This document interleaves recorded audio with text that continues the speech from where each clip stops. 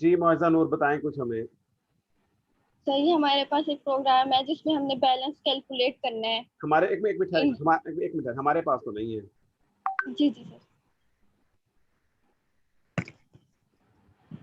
मैं पिछले 2 साल से कोशिश कर रहा हूँ कि मेरा जो स्टूडेंट भी प्रेजेंटेशन में हमारे पास करता है तो उसे मैं गाइड कर दूँ कि बस बस देखो भाई, आपने हमारे पास नहीं कहना, क्योंकि हमारे पास बाज का तो उसका मतलब ये होता है कि एक स्टूडेंट, एक पर्सन है, उसके पास एक चीज़ है जो बोलने वाला है, वो भी कहेगा हमारे पास।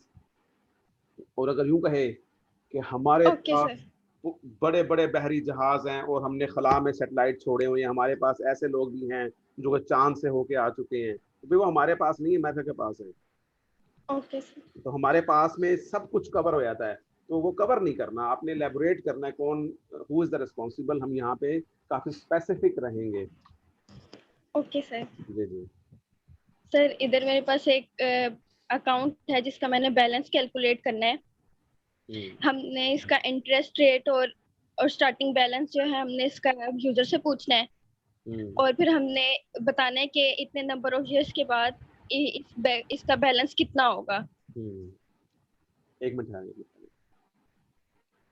अब इससे जूम इन करने में अब मैंने यानी आप कहना चाह रही हैं कि आपको टास्क मिली है कि एक प्रोग्राम बनाएं जिसमें आपको बताया जाएगा कि एक पर्सन है, उसके बैंक अकाउंट में स्टार्टिंग बैलेंस इतना है, एनुअल जी रेट इंटरेस्ट का इतना होगा, और अगर ऐसा हो तो बताएं इतने सालों के बाद कितना हो चुका होगा। ठीक है।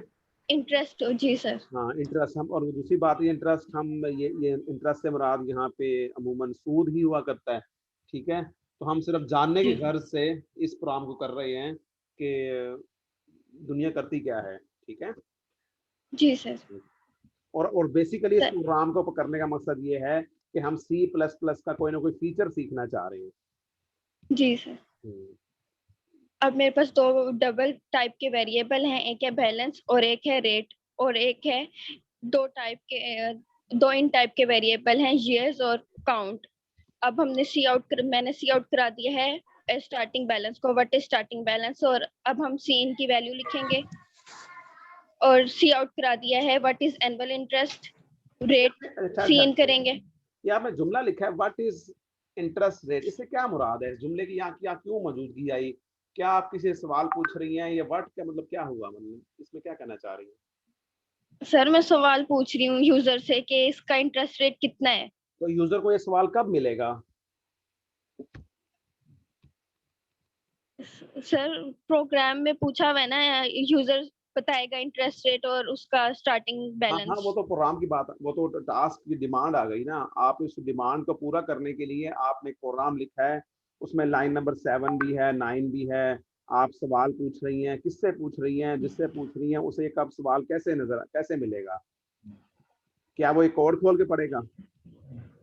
जी सर। क्या वो यूजर ये कोड ओपन करके देखेगा? सर सी आउट किया है ना व्हाट इज स्टार्टिंग बैलेंस, फिर जब आउटपुट में आएगा फिर वो पूछेगा व्हाट इज स्टार्टिंग बैलेंस, फिर हम कौन बता देंगे पूछेगा? कि इतना। कौन पूछ रहे, वो से क्या मुराद है आपकी? सर मैं पूछूंगी। आप पूछेंगी? कब पूछेंगी?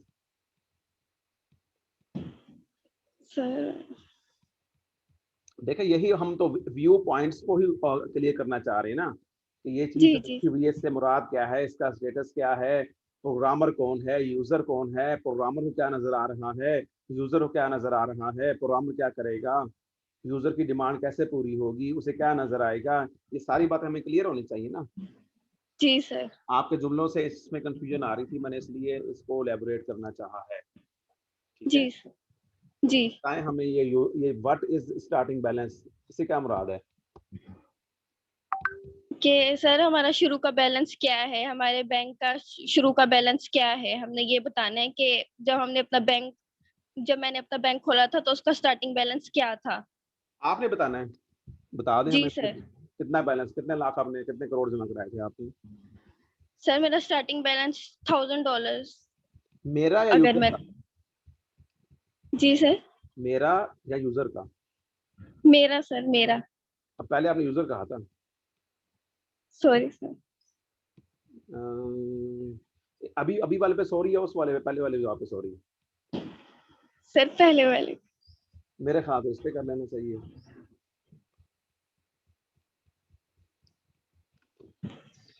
सर यूजर कहना चाहिए। हाँ यस, तो इसका जवाब तो यूजर ही देगा ना। आपने, आपका प्रोग्राम यूजर के लिए हिसाब लगाएगा ना। प्रोग्रामर तो ओके। सोल्यूशन दे रहा है। देखे प्रोग्रामर, मैंने शुरू के लेक्चर जो मैंने आपको लिखे भी दिए हुए हैं, वीडियोस भी दी हुई हैं, उसमें ये बात इलेबोरेट करने की कोशिश की हुई है कि प्रोग्राम के हवाले से समझ लें, 3 एंटिटीज हैं, एक है यूजर, एक है प्रोग्रामर, एक है कंप्यूटर। कंप्यूटर ये जी है कि सर। जो इस मशीनरी को चलाएगा, आपके प्रोग्राम को रन करेगा, ठीक है। और जी प्रोग्रामर सर। वो है जो इस प्रोग्राम के अंदर की बातों को तरतीब देगा, कमांड्स लिखेगा, सारा कुछ एक्चुअली होना क्या कैसे कैसे है, इनपुट क्या कैसे लेनी है, क्या लेनी है, प्रोसेस कैसे करनी है, आउटपुट क्या वो बनेगी, कैसे उसे डिस्प्ले करना है, ये सारी तरतीब देगा प्रोग्रामर। और आपने एज ए प्रोग्रामर ये सामने कोड लिख दिया उस काम का। तो जी अब आप सर। अपने को वाजे करें, आप प्रोग्रामर हैं या कौन है, ठीक है। एक प्रोग्रामर की एंटिटी हो गई। दूसरी एंटिटी वो है जो कि यूजर है, जो कि इस प्रोग्राम को एग्जीक्यूट करेगा। यूजर इस कोड को देखेगा नहीं, यूजर इस कोड को एग्जीक्यूट करेगा। प्रोग्रामर ने कंपाइल कर दिया, प्रोग्राम बना दिया, सेव कर दिया, कंपाइल कर दिया, खुद से टेस्ट भी कर लिया, जो भी था। जी लेकिन जब सर। ये प्रोग्राम बन चुका है, कंपाइल हो चुका है, तो यूजर का काम है इसको एग्जीक्यूट करना। ये अलग बात है, जी प्रोग्रामर ही अमूमन सब जो मतलब अमूमन क्या हमेशा पहला, सबसे पहला यूजर प्रोग्रामर ही होता है। लेकिन जब वो उसे यूज कर जी रहा होता सर। है तो उसका स्टेटस प्रोग्रामर का नहीं होगा, उसका स्टेटस एज ए यूजर का होगा, ठीक है। जी जी सर। तो अब बात ये है कि प्रोग्रामर जब ये कोड एग्जीक्यूट करेगा, तो इस कोड की बनावट ऐसी है कि उसे आउटपुट स्क्रीन पे फौरन एक जुमला नजर आएगा, व्हाट इज स्टार्टिंग बैलेंस। जी सर। जैसे उससे कुछ पूछा जा रहा है, तो यूजर इसके रिस्पांस में कुछ एंटर करेगा वैल्यू, और वो जो वैल्यू जी एंटर करेगा कोड के मुताबिक, वो वैल्यू मिल जाएगी बैलेंस नाम के वेरिएबल को। जी in fact sir. What is starting balance screen पे नजर आने से कुछ नहीं होगा। कंट्रोल उसके बाद मूव करेगा लाइन नंबर 8 पे, और कर्सर ब्लिंक कर रहा होगा लाइन नंबर 8 की एग्जीक्यूशन की वजह से। उस टाइम पे यूजर जो एंटर करेगा वो बैलेंस नाम के वेरिएबल को मिल जाएगा। प्रोग्रामर ने पीछे तरतीब ऐसी रखी हुई है, ये कोड यूजर को नजर नहीं आएगा। जी सर। आगे चलें। यूजर को सर अगली चीज फिर नजर आएगी, what is annual interest rate, और यूजर उसके जवाब में जब एंटर करेगा वैल्यू रेट बनाओगे वेरिएबल को मिल जाएगी। इसलिए कंट्रोल लाइन नंबर 10 पे आ चुका होगा, फिर कंट्रोल लाइन नंबर 11 पे जाएगा, तो एक और जुमला उस पर लाइन नंबर 11 पे लिखा हुआ है जुमला प्रिंट करो, तो ये जुमला how many years to calculate interest, एक और सवाल नजर आ जाएगा उसे। और जी उसके बाद कंट्रोल जो जी प्रोग्राम के एग्जीक्यूशन का है वो लाइन नंबर 12 पे आ जाएगा, ठीक है। जी सर। चलो अब आगे शुरू करो। सर अब मैंने काउंट वेरिएबल को इनिशियलाइज कर दिया इक्वल टू 1 से। अब मैंने लूप इस्तेमाल किया है while count less than equal to years। जो मेरा काउंट है वो लेस देन इक्वल है।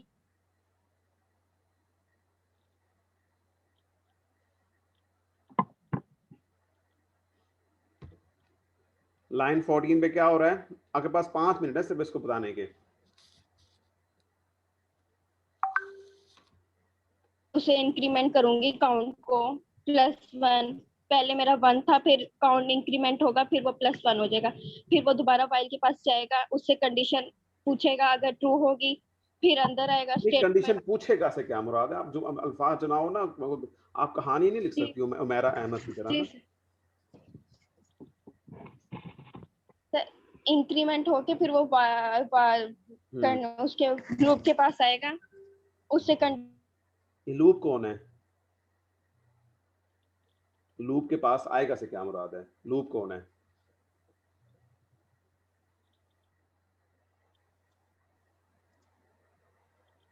जी कुछ बोले हैं। जब तक हमारा जीएस के बराबर काउंट जीएस के बराबर नहीं आ जाता, और लेस देन और इक्वल टू नहीं आ जाता काउंट, तो हमारा ये चलता रहेगा। हाँ हम अच्छे, अच्छा आप ना देखें माशाल्लाह प्रोनाउन बहुत ज़्यादा यूज़ करती हैं। हमारा ये चलता रहे, ये से क्या मुराद है? कभी वो आता है, कभी ये आता है। सर अच्छा सर पता हमारा नहीं, अच्छा बात सुनिए, ये नेचुरल सी बात लूप है। चलते रहे। ये स्टूडेंट्स ना शौरी या ला शौरी तौर पे, और अक्सर औकात ला शौरी तौर पे ना और ये मिस्टेक फीमेल में ज्यादा होती है प्रोनाउंस वाली। मसलन एक जुमला आएगा कि मेरे सामने एक ना स्टूडेंट ने पता नहीं किसने, खातून ने ये कहा, उसने उसको वो कहा कि वो वाला काम ना करे बल्कि ये वाला कर ले तो वैसे नहीं होगा। तो मैंने सर पे हाथ रख लिया, मैंने कहा बीबी आपने इस जुमले के अंदर कोई 6-7 प्रोनाउन लगा दिए हैं, बराए मेहरबानी आप उसे प्रोनाउन फिल करें। अरशद ने अकरम से कहा कि वो कराची ना जाए बल्कि लाहौर का सफर कर ले। ठीक है, तो ऐसे कोई स्पेसिफिक प्रॉपर नाउन यूज करें। तो आज आपकी असाइनमेंट ये भी होगी है, जाके जरा फर्क समझें, नाउन क्या होता है और प्रोनाउन क्या होता है, कॉमन नाउन क्या होता है और प्रॉपर नाउन क्या होता है। नाउन प्रोनाउन, और फिर नाउन में कॉमन नाउन क्या है, प्रॉपर नाउन क्या है। तो इससे ना फिर वो अल्फाज के चुनाव में आसानी रहेगी। और कोशिश ये करनी चाहिए कि अपने मैसेजेस में और वीडियोस में और इस तरह की जो है ऑनलाइन डिस्कशन में, या इवन वैसे भी कुछ साइंटिफिक कुछ लिख रहे हो या बोल रहे हो, तो उसमें कोशिश ये करनी चाहिए कि प्रोनाउन कम से कम यूज करें और स्पेसिफिक नाउन यूज करें, प्रॉपर नाउन यूज करें। उससे ये होगा कि आपका कंसेप्ट प्रॉपरली एक्सप्लेन हो जाएगा।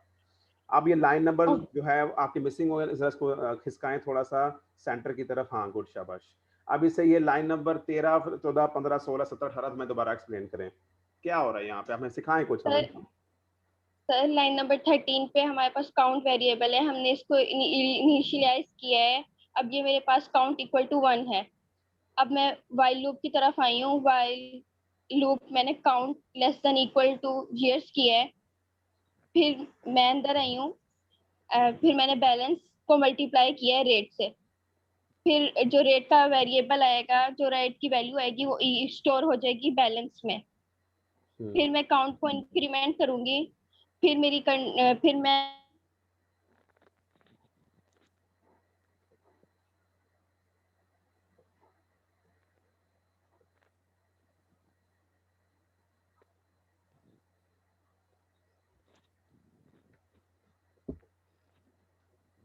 फिर जो रेट की वैल्यू आएगी वो बैलेंस के वेरिएबल में स्टोर हो जाएगी। फिर दोबारा इंक्रीमेंट होगा, फिर ऐसे सो ऑन चलता रहेगा।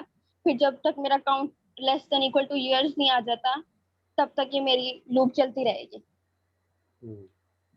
चलिए मैं 2-3 जुमले मैं बोल दूं, आपने आपने बहुत गौर सुनने हैं। ठीक है जी सर। हमारा काम ये है कि हमने जितने साल कहे गए हैं उतने सालों का हमने हिसाब लगाना है कि जो अमाउंट है, वो बैलेंस है, वो बढ़ते बढ़ते कितना हो चुका होगा। ठीक है, जी और हमें एनुअल रेट गिवन है, इसका मतलब है ये एक ज्योमेट्रिक सीक्वेंस बनेगा। ठीक है, पहली टर्म को मल्टीप्लाई करेंगे रेट के साथ और वो उसमें इजाफा कर देंगे तो अगली टर्म आ जाएगी, इसमें टर्म हमारी बढ़ती चली जाएगी। तो ये बैलेंस पूछ लिया हमने, रेट पूछ लिया, कितने साल तक ये काम करना है। क्योंकि पता है हमने 5 साल का बताना है, 6 साल का बताना है, 8 साल का बताना है, तो तादाद मालूम है।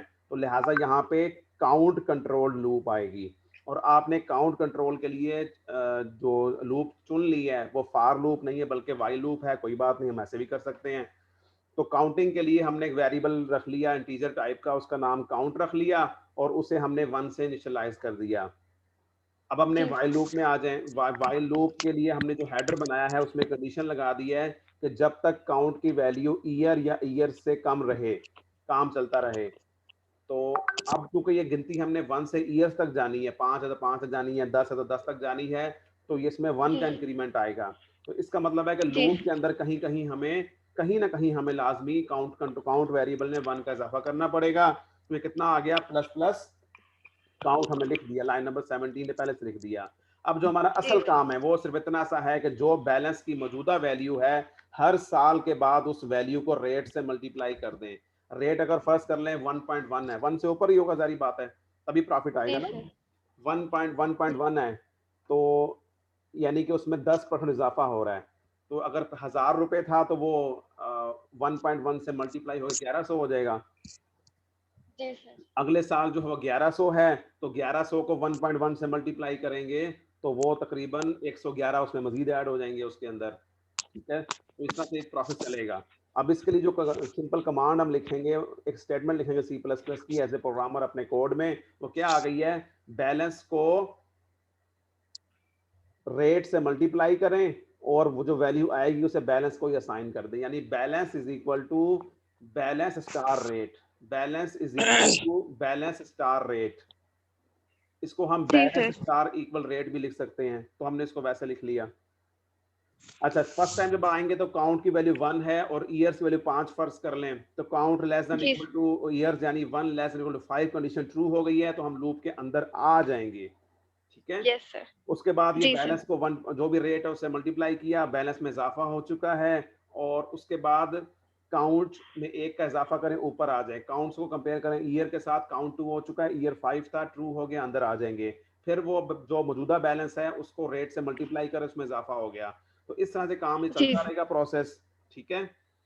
जी सर। और जब हम 5 टाइम ये हो चुका होगा, जब काउंट की वैल्यू 6 होगी, ऊपर जाएगा कंट्रोल लाइन नंबर 14 पे, तो 40 तो 6 multiply 6 less than equal to 5 condition false हो जाएगी, कंट्रोल लूप से बाहर आ जाएगा, लाइन नंबर 18 के बाद आ जाएगा। 18 तो वहां पे 19। ये स्टेटमेंट लगी हुई है, उससे प्रिंटिंग हो जाएगी कि आपको जितने ईयर्स और ये सारा बैलेंस इतना होगा। अच्छा, मुझे एक बात बताइए, लाइन नंबर 16 के आखिर में जो लिखा हुआ है आपने, ये स्लैश RATE, ये क्या चीज है? सर ये कमेंट है, हमने बताना है कि हमारा रेट जो है 1 पॉइंट कुछ होगा, 1 से मतलब 1 पॉइंट से कुछ होगा। ये हमारा एक कमेंट है ये कि कहाँ हम से बता लिखा, रहे ये हैं कि आपने कहाँ से आइडिया लिया 1.xx लिखने का? ये कहाँ से आइडिया लिया आपने? सर खुद, सर ये कमेंट खुद से लिखा है कि रेट जो है 1 से बड़ा होना चाहिए, 1 से ज्यादा होना ये चाहिए। पैटर्न कहाँ से लिया आपने 1.xx वाला? कौन से बुक फॉलो किया आपने इस प्रोग्राम के लिए? सर मैंने वो स्टार्टिंग आउट C++ पे था ये प्रोग्राम। उसमें ये प्रोग्राम ऐसे ही है? जी सर। अच्छा, ठीक है। अच्छा, ये जो रेट लिखा आपने 1.xx कमेंट लिखा हुआ है, इस कमेंट का जी फायदा सर। किसको, ये किसके लिए कमेंट लिखा है आपने, इसका फायदा किसको होगा? सर यूजर के लिए लिखा है। आपका आंसर बिल्कुल गलत हुआ, आंसर चेंज करें। सर प्रोग्राम एक बात बड़े वाजे हो चुकी है पहले कि जो कोड लिखा है आपने वो प्रोग्रामर देखेगा, प्रोग्राम। इससे यूजर जी देखेगा ही नहीं। यूजर तो एग्जीक्यूट जी करेगा, उसे 4 लाइनें नजर आएंगी, लाइन नंबर 7 वाली बातें, 9 वाली बातें, 11 वाली बातें और 19 वाली बातें, उसे 4 लाइनें नजर आएंगी बस। जी तो सर। आपने सी आउट के सामने लिखा है उसे बस ये नजर आएगा, उसे कोड के अंदर क्या है, कितने वेरिएबल्स हैं, कौन किससे मल्टीप्लाई हो रहा है, कौन सी लूप लगी है, नहीं लगी हुई, फलान ढमकान, ये उसको यूजर को नहीं पता चलता, ये तो बैकग्राउंड में है। जी सर। तो आपने कोड के अंदर रेट और ये कमेंट लिखा हुआ है जो लाइन नंबर 16 वाला, ये किसके लिए लिखा है आपने? सर प्रोग्रामर ने लिखा है। किसके लिए? आपके कोड में जो भी कमेंट्स लिखे जाते हैं वो प्रोग्रामर सिर्फ मुस्तकबिल में अपनी निशानी के लिए रखता है, ताकि वो अपने आप को समझा सके, या अगर वो कोड कोई और शख्स एज ए प्रोग्रामर उसका कोड खोल कर देखे, एज ए यूजर नहीं, एज ए प्रोग्रामर उसका कोड खोल के देखे, तो प्रोग्राम